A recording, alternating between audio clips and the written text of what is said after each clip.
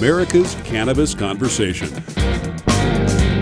Heard every Saturday at 4:20 p.m. online at americascannabisconversation.com. We're part of the W420 Radio Network, and each week we provide you with information, education, and insight into the exploding medical and recreational cannabis industry. You'll hear from industry leaders, elected officials, local experts, detractors, and more. Learn how to build your own cannabis business, how to grow the product, what's legal, and where it's legal. Tune in each week to hear updates from the National Cannabis Industry Association in Washington, tips on investing in cannabis markets, personal success stories, and more. It's now time to join America's Cannabis Conversation. Welcome to a special edition of America's Cannabis Conversation as we celebrate the third anniversary of our broadcast on all things cannabis. Here are some words from the founder of this program and the W420 Radio Network, Marc Corsi, as he talks about this program and why we bring it to our listeners.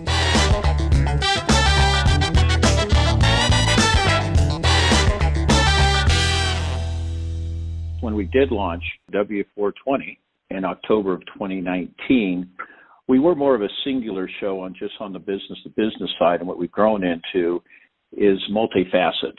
And we've touched different points in terms of the industry, but we've taken it on like a business sense and a consumer sense, which is a difficult thing to do.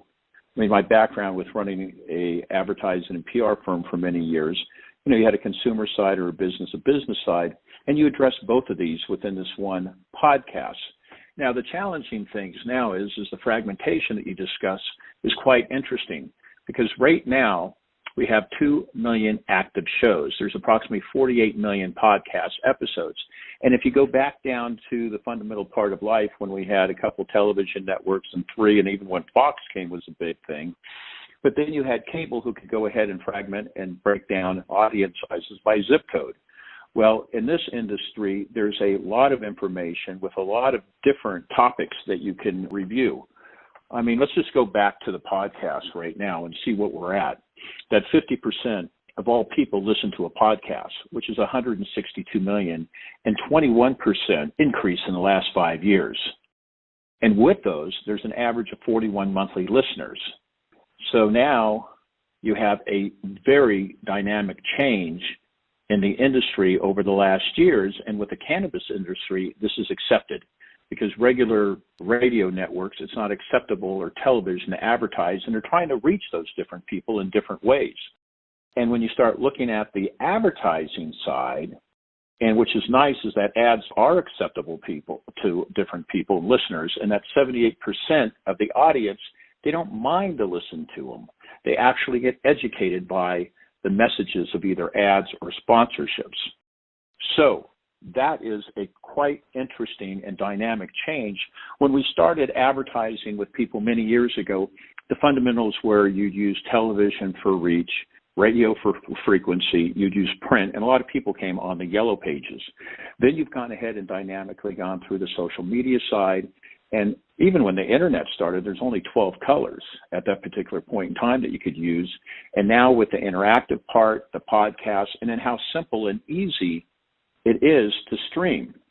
Now, we're on approximately 20 different outlets, but we are also on the 3 major ones that represent most of all the listenerships on podcasts, which are Spotify and Apple, and on those particular platforms. But again, we're on about 20 different. So our audience, in analyzing it and growing it, but also looking at the different platforms, we've kind of refined and defined how we've done business in terms of a singular announcer. But then this year I introduced Women in Cannabis, and then we went ahead and had Lifestyle. We have very good people that have produced those shows for us. So now what's happened is all these different products. And if you go on W420 Radio, you have the business side. You have a doctor talking about a strain of cannabis that can cure pancreatic cancer. We'll have our national representative and our lobbyists go ahead and discuss what's happening on the floor in Congress or at the Senate level. But then again, we'll have somebody like the former Assemblyman Willie Brown for 30 years, who was Speaker of the House for 16 years, talk on a California base and a national base. And then we'll go ahead and talk with somebody who created the CBD jelly bean, which he started many years ago, which was Jelly Belly. So we have very interesting things. I mean, I can go ahead and look at the chef that we've had, CBD ice creams that we've had, but we'll also touch base with technology and where the dispensaries, where the banking is. And now we're going into insurance and other different marketplaces that you can reach out on these different podcasts. And with us and with the integrity and the people that we have, we became the authority, which I'm quite proud of. The fact of the matter is that I go back to the fundamental discipline in terms of it's got to be about the content and the integrity of the content. The fact of the matter is that I've looked and analyzed this industry and some of the magazines, and they're a pay-for-play on press releases. I mean, you can write what you want. You pay one of these magazines, online or traditional, and you can go ahead and create what you want. What we do is we go back to the fundamental side of, hey, we are a reporter. We are talk show hosts. We look at the integrity. We look if it's real, if it's viable, and if it's something good for our listeners. And that's the one thing that I like about our fundamental execution of what we do and the information that we disseminate through all these different platforms. Now, what is nice is to have the experience throughout the years and the understanding about the business and how to go ahead and grow it, and also to make sure that our advertisers or sponsors benefit from there. And as you said, the fragmentation has been an unbelievable experience for everybody in terms of just even the cable networks on television or the frequency on radio or Sirius or whatever those are. Now we have the podcast. So we're taking advantage of that, moving our audience, as I said, when we have a lifestyle, a women in business, women in cannabis, and all these different facets that then extend our reach to different people that are interested in our platform. So that's what I like, again, is the fundamental ethical integrity that everybody here at W420 adheres to. You know, the fact of the matter is that you have to keep on evolving and rebranding or continuing your growth in anything, but in mostly particular this industry. When I started out, I started in the radio business for 5 years, and that was interesting. I started on both sides. I mean, I did sports, I covered them, I sold, understood the marketing, and what success needed to happen. But then what happened was I got involved in the agency business, but it was advertising, then public relation, then design, and then I became an integrated marketing communication firm, which we did advertising, design, direct marketing, media, public relation, content, custom publishing, interactive. And the thing is, we'd listen and we'd come up with the best solution for you on how to execute that and come up with the best economy also. So now, moving and growing, these are the other things that have occurred where we've gone through now podcasting and where that's going to go in the growth. I mean, I think I told you earlier in terms of the growth in the millions of dollars, we're going from a $1.2 billion in 2021 to $3.7 billion in 2025, and that's just triple in a short amount of time. So the thing is, you analyze trends, marketing opportunities, and that's what I've always been able to do and been successful, is to move with the trends and sometimes be in front of them. And I think in the cannabis industry with W420 Radio Network, we are in front of the trend and getting good, solid third-party information out. Now, also what I like to do is discuss these live podcasts, to go to many conventions and events, cross-promotions with other podcasts that are a very effective way to continue and build audiences, but also partnerships and relevant ones that work and benefit everybody. And then what we're doing at W420 is we're going to come up with a custom segment for clients so we can go ahead and make sure that it's a topic that we want our listeners to go ahead and listen to. But then what we will do for the client, we'll go ahead and then re-edit some of the benefits they would have for a customer.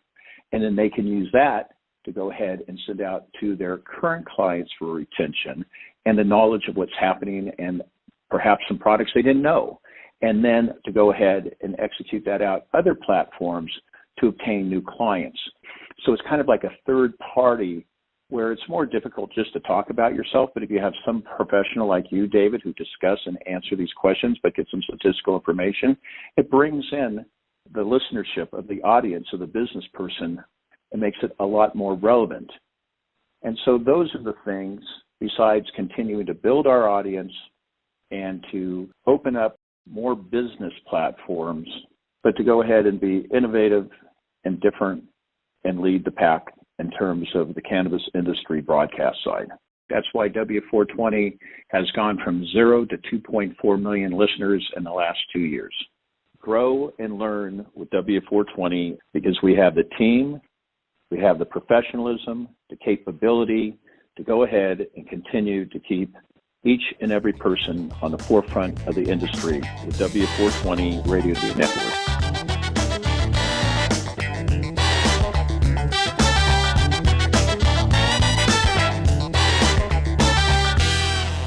Here is an on-the-field interview captured on the convention floor at the MJBiz conference last year in Las Vegas. Time now for another intriguing tale on the ever-fascinating cannabis trail with W420 Radio Network's lifestyle correspondent, Rich Walkoff. Well, in the wonderful world of cannabis, you could eat it, you could smoke it, you could vape it, you could dab it, you could do whatever, and now you could drink it. Yes, cannabis-infused beverages, and we're here with Sean McDonald from THC Living, the cannabis-infused beverage that I guess is getting pretty hot stuff here. And buddy, we're at the MJBiz conference, the largest weed conference in the world. Rich Walkoff and your American Cannabis Conversation. So Sean, you said you guys went from CBD living to THC living. You got the higher life now. Correct, yeah. We started 8 years ago with our line of CBD-infused water and beverages, expanded into topicals, pet products, and took that same nanotechnology and brought it into the THC world. Okay, and how's it going? And the big difference is this has got some kick. Yep, yeah, it's definitely got some kick to it. We got 100 milligram beverages. We've also got a line of sparkling coming out with 10 milligram beverages. So for the consumers who want lower dose versus the higher dose. Wait, stop for a second. 100 milligram in an 8 ounce or a 12 ounce can? In a 16 ounce bottle. Yep, 100 milligram, 16 ounce. That's the party bottle. Yep, it is. You have that, and I need a name tag because I might forget who I am. Exactly. Holy smokes! I interviewed the guys from Wonder, and they had a 2 milligram and then a 10 milligram. And I thought, well, in an 8 ounce can, that's pretty substantial. 100 milligram, what's the hottest seller? So right now it's our pink lemonade, 100 milligram. Great flavor profile, low calorie. And I see zero sugar. Zero sugar. Cool. Do you have artificial sweeteners? In there, we do use an artificial sweetener for it, correct. Okay, one strike, but not a game breaker. So you've got some little samples. Unfortunately, you don't have the THC infused here because that's verboten. But you do have the not the generic, but the low kick version. So what do we have? Yep. So here we've got our non-infused pink lemonade, Arnie, and mango. All right. Well, bust it out. Let's see what we got. And this is which? This is a pink lemonade. Okay, pink lemonade. What's the hottest seller? Pink lemonade currently. Yep. That is. Yep. And the 100 milligram. Yep. And what do they go for in dispensaries? 16 MSRP. Oh, that's pretty tasty. And as you point out, not sweet, even with that semi-artificial sweetener in it. So pink lemonade, 16 ounce, with 100 milligrams of THC for $16. Yep. And where are you selling them the most? Right now in LA shops currently.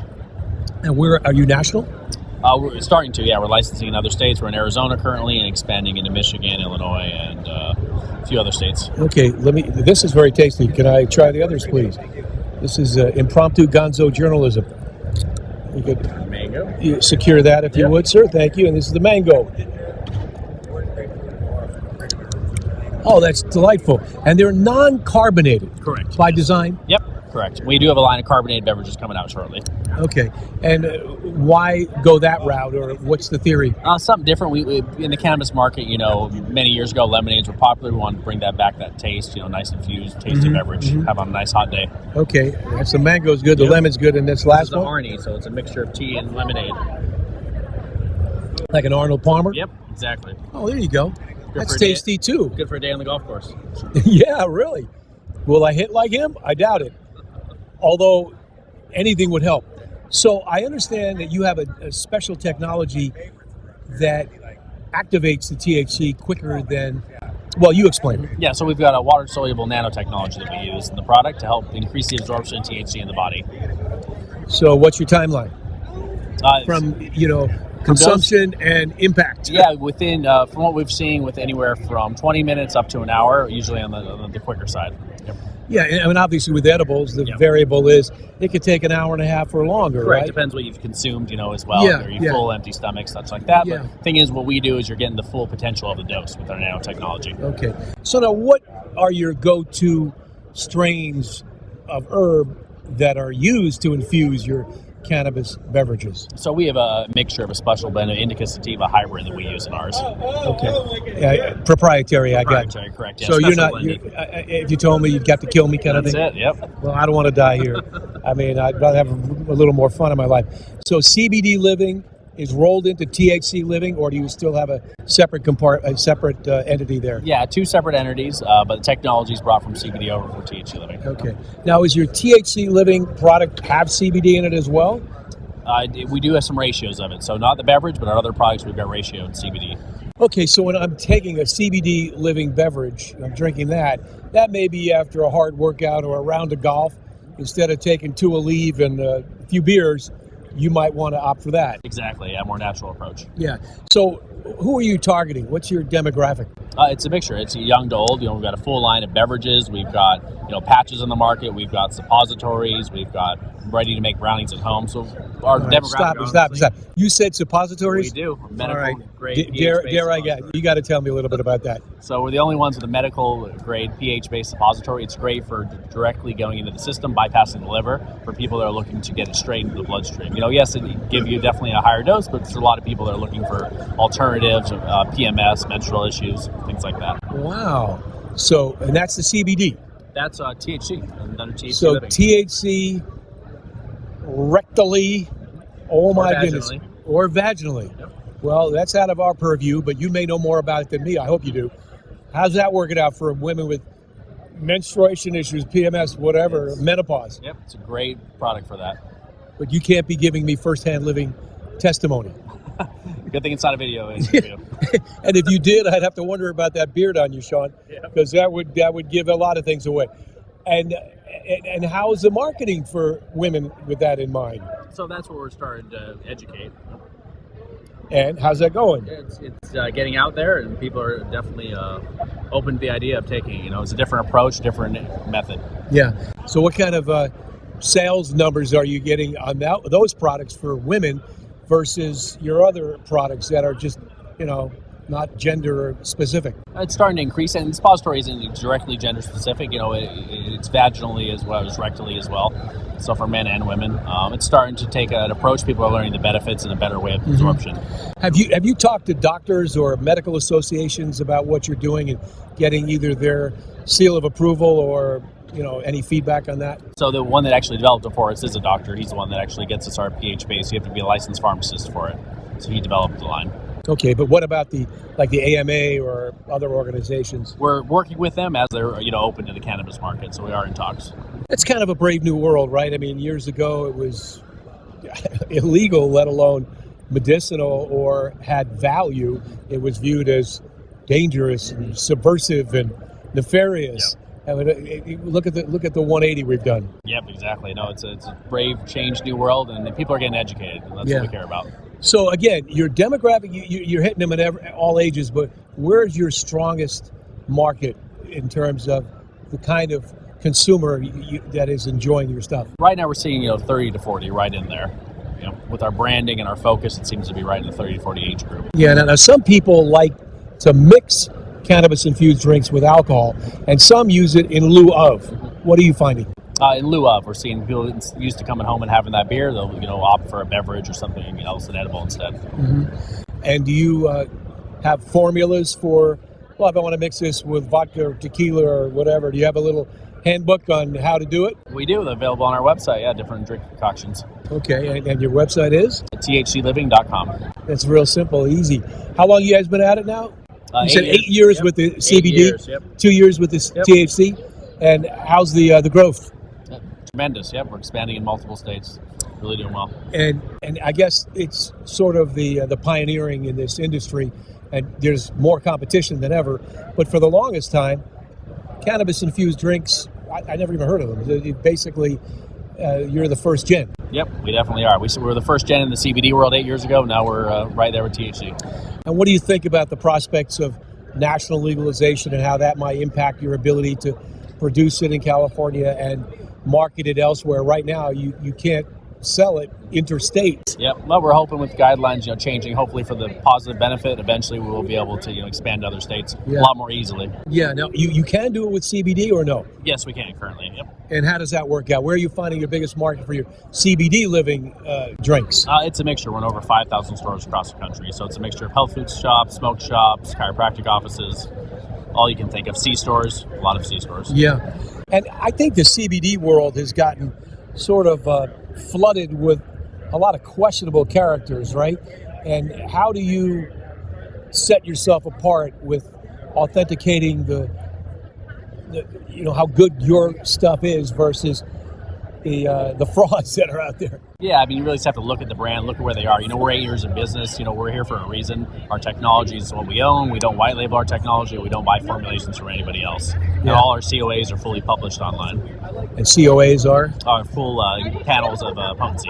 Okay, and then you have an accreditation from the state where it's produced, like in California, which is a very stringent testing standard. Yes, yeah, we've got accreditations for where we get our raw ingredients, all the way down from the oils to if it's flavoring and everything else, as well as for finished product. What's the future hold for THC Living? You have CBD Living, you have THC Living. Anything on the horizon that could advance the marketing? We've got 120 products in the CBD world, and we got 12 in THC Living. So do the math. We'll be there shortly. You have 12 products in the THC? Well, I'm just drinking the Arnie Palmer thing and the mango and the lemon. The lemonade. What other products do you have? So, like we talked about, we have the suppositories. We've got a full spectrum oil. We've got 2 ratios of patches. We've got a make it home brownie mix. We've also got, expanding our beverage line, we've got a similar stick pack. So we've got a lemonade and a fruit punch stick pack, 10 milligram doses, 10 in a box. What do you sense about the marketplace? That people are more receptive to the new products that are out there as they unfold and as we kind of break through some artificial barriers, if you will? Or do you sense that there's still a lot of traditional, I just want to go to my flower or my vape thing? We're seeing it change. People that were consuming cannabis before, they're still looking to, consume flower and concentrates like they were. But, people that are getting into it, they want lower doses. They want to be able to try the product. And then when their potency and tolerance gets high enough, then we got those higher as well. Yeah. So your 100 milligram, 16-ounce product, that's a mind blower, literally and figuratively. Do you ever envision a day that you'll exceed that? I know some people have some serious tolerance, but are you in the pipeline? Are you thinking of even going beyond that? If regulations allow, we're right at the maximum dose there, but that's what it is now. It is currently, yes. Yeah, and you probably have to have a lot of disclaimers and warning. Do not operate heavy machinery or get behind the wheel of a car or any number of things when you have a 100 milligram, 16-ounce THC Living drink, right? That's correct. I mean, it's notched 10 milligrams per dose, but, drink it how you like. 10 milligrams per ounce. Per dosage on the side, yeah. Yeah, okay. So you have, technically you could say it's 16 doses. Yeah. Okay. And you're going to chug that, and maybe I'll need my name tag to find out who the heck I am. Hey, great catching up with you. That is Sean McDonald from THC Living. Awesome time here, the cannabis-infused beverage that we're tasting that don't have the kick, but it's still awesome. MJBiz Conference is where we're at in Las Vegas on the America's Cannabis Conversation. This is Rich Walkoff for the W420 Radio Network, and we'll be right back. You're listening to America's Cannabis Conversation on W420 Radio Network.com.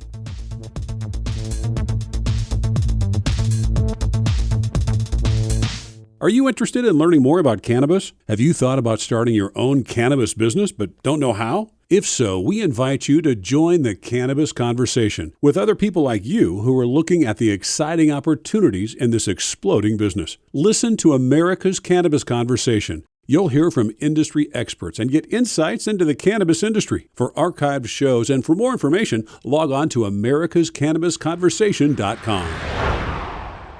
Here's a W420 radio interview following the 18th Annual Emerald Cup Awards held at the historic Montalban Theater in Hollywood, California, earlier this year. It's time for Women in Cannabis on America's Cannabis Conversation, part of the W420 Radio Network. Didn't you get the memo? Here's Chase Roberts. Welcome back to the conversation. This is Chase Roberts, Women in Cannabis correspondent for the W420 Radio Network. It is a pleasure to introduce Luna Stower, Vice President of Business Development, Ispire Vape, and compassion advocate for multiple cannabis brands. She's also a social justice activist and solution solver for the cannabis industry. Luna, thanks for being here. How are you? Thank you so much for having me. I'm wonderful. I'm so happy to be back in the Bay Area. I was just down in LA for some really exciting cannabis events, and just grateful to be doing this work with this plant at this time. It's exciting. It's a great place to be. Actually, why don't you tell our listeners, where did you just come from? Where were you at? So the 18th Annual Emerald Cup Awards was held this year at the historic Ricardo Montalban Theater in Hollywood, which was really exciting. A lot of folks from Northern California, regenerative small and craft farmers, came down from the hill and got to hang out with Woody Harrelson and Bill Maher at the opening of The Woods, which is their new dispensary in West Hollywood, where they received from Tim Blake, the founder of Emerald Cup, the Willie Nelson Lifetime Achievement Award for Woody's work in environmental activism and cannabis cultural advocacy. So it was just a really big weekend and a really big win for cannabis. A lot of the winners were women, a lot of folks of color, a lot of families and couples who won for, quadruple blind judging for flower and hash and different farms that really represent the regenerative farming movement, the terroir movement, and really getting back to the full spectrum of the plant. Sun-grown and mixed light swept the cup. So it was really great to see that, objectively speaking, the best cannabis in the world is still really grown in the Emerald Triangle of, Trinity, Mendocino, and such a historic Humboldt location, Totally. The Emerald Triangle still produces the most cannabis in the United States, I believe, still to this day. Right. And it's a mix of, the women, weed, and weather, as we say. It's definitely, you might have heard me mention the word terroir. There's a whole movement right now in the appellations of origin up in that area that is trying to preserve the names of the towns and of the strains and of the IP only to that region. So as you see in wine, you can't call it champagne if it's not from the region of Champagne in France. So we're trying to really copy that and really raise and elevate, the way that we're perceiving this, because it is a fine botanical. Yeah. I love that concept. The earth will determine the product. Amen. Yeah. What is your background? Where did you grow up? How did you end up in this industry? I grew up in Castro Valley, California. It's an unincorporated area of Alameda County that during Prop 215 became a statewide in California. It was medically legal. So everyone that I knew who had older brothers and sisters that went to the club, we would break up the brownies and the sacks and sell them at school. Everyone around me either had a farm I've been smoking it, selling it, and being around growing it since I was 11 years old in 1996. So I've been very exposed to it my whole life. However, professionally, I actually, ironically, was a public school teacher. I have a master's in urban education and social justice. I studied at USF to get my credential there. And under Angela Davis at UC Santa Cruz, I got my degree in feminist studies with a focus on prison abolition. So I'm born and bred a social justice activist from two very progressive folks from New York City. Both my parents are Scorpio, New York Jews with, master's degrees who are highly verbal and argumentative and always problematizing and a very critical view of the world. And, being a Jew and being the only Jew where I grew up in Castro Valley, and being born of the last of the family that didn't die in the Holocaust, there's this deep connection and understanding to oppression and to the ways that ancestral trauma and trauma in general is really just a plague upon us right now. So really, plant medicine was something that put me through school. I always was trimming it, brokering it, selling it, and growing it, and it's what got me through grad school. It's what got me. I was doing it all while I was teaching as well. Obviously, it's not a popular thing, even though teachers get drunk after work. If I was smoking outside, I was the talk of the town. So really understanding the persecution, obviously benefiting from white privilege. I'm not sitting in jail for it, as many are. So I want to shout out my my immense privilege, luck, and blessings to be doing this work as so many cannot, and benefiting from this plant as many women have for millennia, with pride, but always knowing where you come from is important. It was really car accidents and degenerative joint disease and chronic pain that made me leave the classroom. So I really understand the plight of the severely ill. And, I've lost a lot of people who were going through cancer treatments who couldn't take cannabis for many reasons. So I work heavily in the veteran community through compassionate work and donations that I liaise between brands I know and veterans I know. We do it all legally through SB 34, which we lobbied really hard to pass. I'm also really pushing hard in the decriminalization space for psychedelics and other entheogens. So I did that work in Oakland a couple of years ago, and we're still pushing it on the state level right now. So really, being in the Bay Area and being of trauma, cannabis is such a beautiful way to blend my education background and also just my love for brokering cannabis far and wide. It's really my love and my passion now. I get to travel the world with Ispire, doing it in Spain. I'm going out to Berlin. Like, this is a worldwide thing that, even though California really botched the way that we came up and the way that we, quote, regulated, taxed, and controlled, it wasn't legalization. Yeah. They need our help right now. What foreign country do you feel is like right behind us as far as advancement of this whole industry? So we were just at Cannabis in Spain and Barcelona, and Spain in and of itself is very, very far behind us, but they host a very large cannabis event where people come from around the world. The Czech Republic and Germany are close behind. That's where we're going to Berlin in July for Mary Jane is on my 38th birthday on July 15th. And then a couple of days later is ICBC, International Cannabis Business Conference. So I'm speaking on a panel there, and it's just a beautiful networking event. And you just see all these new brands popping up because Germany just legalized for medical use. They're very, very, very laggy in how they're probably not even going to launch till Q4 of 2023. Wow. So okay. Late next year. It's very, there's no fast followers. The UK is doing all right. South Africa is doing pretty good. Portugal is decriminalized across the board. So, but really it's more about the import and the export. And if you're talking about, actual cannabis, but another, a couple places to look out for is Costa Rica, Mexico, Colombia, and the South.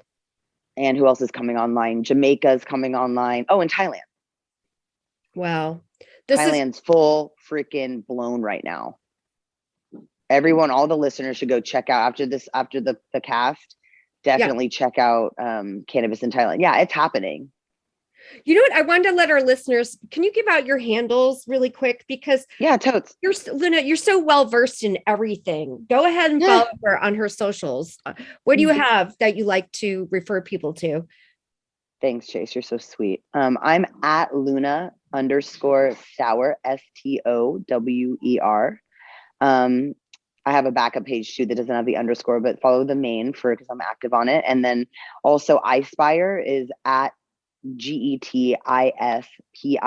Get Ispire is our main account. You can follow our other accounts from there.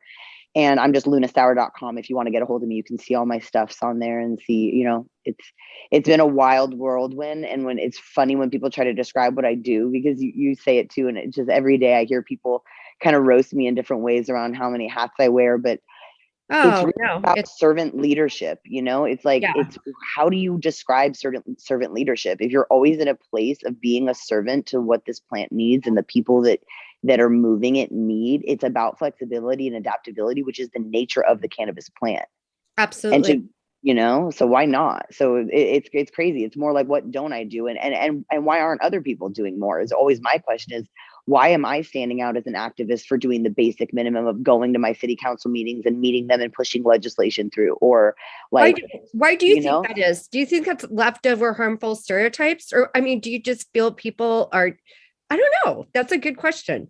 Capitalism numbs everyone into being completely overruled by whatever they need in survival mode to get the things that they think that they need. So their jobs are everyone's married to the game. Whatever their game is, that's their primary relationship.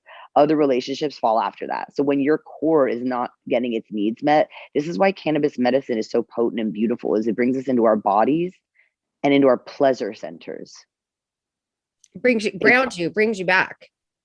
Right. And because if you're not listening to your body, if you're just on, amphetamines, for a lack of a better word, and by that, I don't literally mean it, but the uppers, right? It's like caffeine, nicotine, sugar, dopamine, porn, whatever addiction people have that numbs us to what we need to get done. So yeah, is it convenient? Do I want to be at 2 a.m. on a Tuesday night at downtown in like a sketch area of Oakland, pleading with, my city council people I know are all bought out by special interests, and they're incompetent or they're inconsistent or backstabby. Like, these are people I've been organizing with for over 10 years, this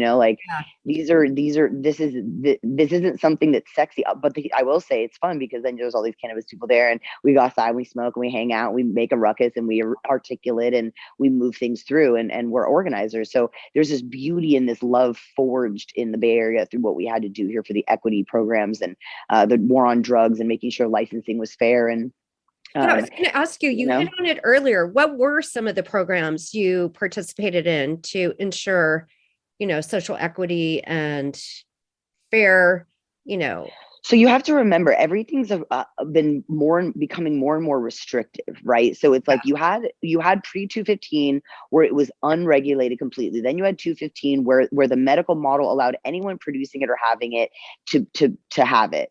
And then as the regulations started coming, the psyche of how the industry was, has changed. What was your question though? No, I was just curious. You had mentioned some of your advocacy. What are some of the groups? Oh, yes. Want the listeners to know that you think are worthwhile to go look up online, get involved? So that's a different answer. So the best people that are still around, that have been around for a while, always look for Veterans Walk and Talk, Operation EVAC, educating veterans about cannabis. Sweet Leaf Bay Area, they all work with free medicine for ill and veteran people. They're all free charity-based organizations that have financial fiscal sponsors that you could donate cash to or product in kind. Wow. They've pushed through SB 34 is something we pushed through because this is what I was getting at before with the more and more restrictive. When 64 came out, they basically removed the ability for patients to gift to other patients. So what we did at Harborside, where Steve D'Angelo allowed you to write a letter to a political prisoner and you could get a free eighth of weed, or Andre Special from CBCB would let you, show your cancer treatment paper, or Jetty extracts. I started helped launch the shelter project, where you just send us your diagnosis and we send you out cannabis. But then when 64 hit, the shelter project, Harborside, CBC, all across the state, weed for warriors, no one could give it away. So SB 34, and anyone really fighting for compassion, or if you go to any dispensaries, really ask them, what are you doing to give back? Do you have a veteran discount? That's we a great need to bring idea. that back, Yeah. So there's that. And then also just anything that's centered around, there's a lot of organizations out there around Blackness and cannabis, which are really dope. And they're always shifting in leadership and who, the flow of it, but always follow Nina _Parks. She is an amazing advocate for equity applicants and folks of color in the space.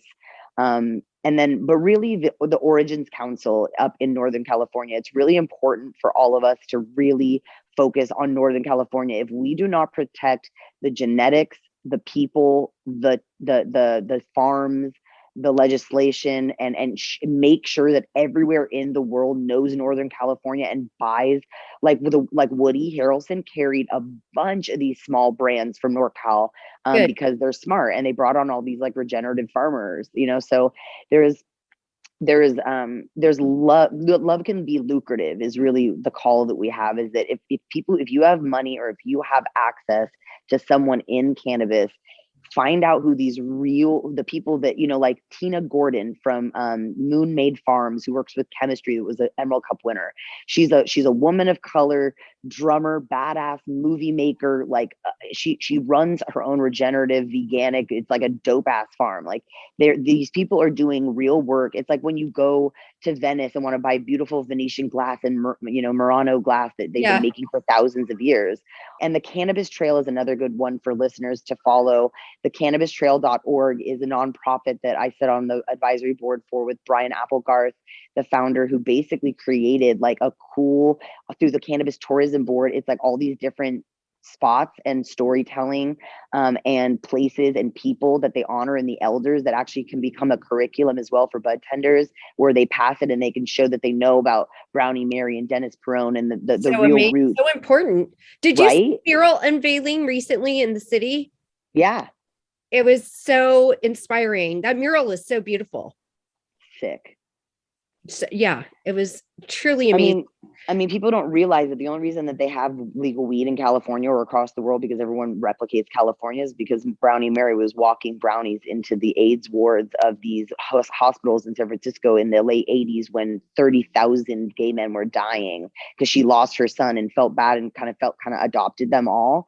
And she was saving them because she was preventing them from dying from wasting syndrome. So that's what was killing them. Yeah, was the wasting. I've heard some of the stories too. I've talked to Wayne Justman, the Peru. I saw them when I was there. It's just shocking that some people really don't get where this came from. This was a compassion thing originally. It was to help people who were sick that weren't getting what they needed. That's the thing, is it's like, it's weird. It's almost like the house of weed was broken between two sisters, and the sister moved on and built another house that was supposed to be a better house, and it's not a better house, but it doesn't mean that the original house that the sisters grew up in isn't the same. Like the compassion movement is still there. Like we just had a weird breakup and something kept going in a different direction that's not working. So the traditional market, or what we like to call duty free or OG or underground or black or gray or whatever you want to call it, it's the original way of doing things is thriving because the way that they tax controlled and regulate it was bunk. Everyone regrets it, up, down, left, and right. Every stakeholder and beyond knew that it was a bad bill, and we did it because we knew that the world was watching. And if we hadn't, I don't know if we'd be as far along as we are worldwide. Does that mean that I was okay with putting everything I loved on the coals, all the favorite brands, everyone who died? 90% of the people that used to be in the space are gone. We used to have thousands of clubs and thousands of brands, and now no one's left. It's all consolidated and rolled up into Canadian companies and on the stock. I mean, my company, Jetty Extract, that I was one of the founding members of, freaking just sold for $69 million today. Wow. To Canopy. Yeah, no, when I hear these numbers now, I'm like, holy, and the projections are all off the charts still too. Well, actually, for in Jetty's case, that they are worth that much. Usually you'll see, like for MedMen, it's like 300,000, or Truly, it's like 900 million. They'll sell 300 million, 900 million. And it's like, dude, there's no good brands. There's no quality. Your CEOs turn over every 3 months. Dude, stigmatize MSOs. I'm so tired of it. Yeah. But anyway, Jetty gets to keep control, which is the best part. They keep the majority control, and it's just an infusion. They're just buying them out of the equity, off the cap table. So they're still managing, and they're going to probably even work strongly with Canopy to strengthen the Canopy team, which is awesome. So I think it's a win-win for it. It's actually kind of a cool story. I think Ron Gershoni, the founder, he really has been through bad potential acquisitions before, and is a bulldog negotiator, and really made sure that he took care of everyone who built Jetty, including myself. Really making sure that everyone got taken care of, because no one at Jetty took a paycheck for at least the first 5 years I was there. It was all run on passion and fumes, and no one knows that like I do and like they do. So for anyone who doesn't know, they deserve every freaking bit of it. I can't believe they're finally going to get a little bit of their money I'm back. really glad to hear that. I really am.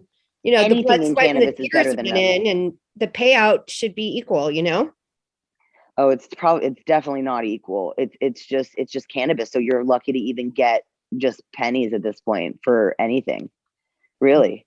It's I mean, you have to remember, when I was at Jetty, I was getting interviewed by CNN for being at the top of the vape game, top category, and then a month later Vapegate hit, and they came back and they reshot the whole story from what it was like to be at the bottom, because the bad carts brought in from the traditional or like unregulated markets brought down the regulated, right? Actually, that were safe or whatever. So do you want to talk about Ispire Vape at all? Do you want to mention the technology, the products, any of that? yeah, absolutely. Ispire is pretty much the coolest brand that I've ever seen in the cannabis hardware space. We're the only ones that actually show up. We're an American based company that has a Chinese manufacturer. We have 1 million square feet of manufacturing space in Shenzhen. Our parent company, Aspire, is the Tony Liu in 2009 was the first to bring the patent on the vertical coil vape pen, which is really exciting because he really revolutionized and created the vape space. So if you've heard of any, C-Cell or AVD or ALD or any of these other brands, they all use our patent. So we were the first to market with the sub-ohm coil, which creates the large vape clouds in the e-cig space. So we've really been kind of a front leader and an innovator in the space for a really long time. So it just made sense that we would get into cannabis. So 2 years ago, they hired me, and we brought on all these real cannabis heads from California and around the country to provide oil fillers and brands with B2B hardware, white labeling, customizations, and packaging.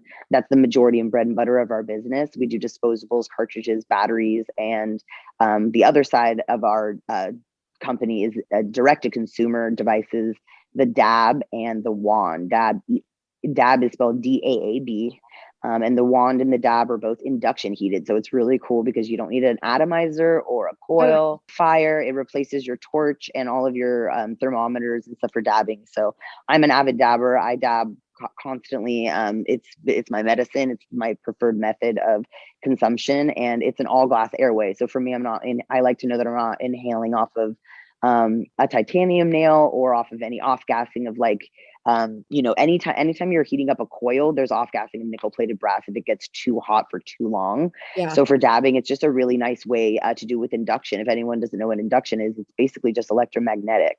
So it's just a little cup that drops in that has it's borosilicate. Inside the borosilicate is stainless steel, and it conducts the heat so that it's actually like a protected banger for your banger. So with the wand, it's for people who already have a rig that they just use the wand in replacement of a torch. So it's great for travel. You don't have to travel with butane or leave your torch at home or try to find that when you land, or burn your hotel room down or your neighbor down, or it's like whoever thought about that, putting a stoner. You can safely relax. Yeah, exactly. Safely, exactly. We're paranoid enough, and we're already clumsy and dumb enough when we first get dabbed out. So come on. So it's cool. It's not really what my focus is on. My focus is on solving problems. So when cannabis companies come to me, whatever they want to do, we are OEM and ODM, which means we're original equipment manufacturers and design. So we can do all of it from top to bottom. Yeah. Yep. So we can customize everything. So that's what's exciting, is just solving problems for the cannabis community, because at the end of the day, that's who we all work for, is the plant. Yeah. What is the website again for? getispire.com. Great. And you know what? I can't believe this, Luna. Our time is already out, but just quickly, do you have any advice for women in the cannabis industry? My advice is join women's organizations and try to organize strictly with other women until you have a strong enough base, financial backing, community, and colleagues around you to actually start working with kind of a hyper masculine culture. There is a little bit of wherever you have business and people trying to make money, it clashes with people's whys. So I think really getting to know everyone's whys and just having a strong crew of women is the most important thing. Also, don't try to make too many excuses or take up too much space, and don't make yourself small. So it's like, find that balance between be a badass woman and you show up, but just keep it chill. You don't need to prove anything to anyone. This plant already wants you here. If the people that are supposed to work with you are going to work with you, just be your authentic self.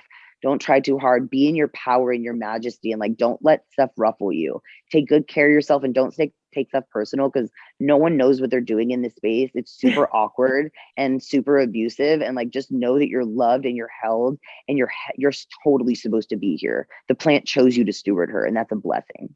You know what, Luna, thank you for that. I know there's so many people that probably needed to hear that. And I just really want to thank you for being here. It's been an absolute pleasure to speak with you. Likewise. Thank you so much. Thank you for taking part in America's Cannabis Conversation. To hear this show in its entirety or to hear any of our archive shows, log on to americascannabisconversation.com and tune in for the next installment of America's Cannabis Conversation.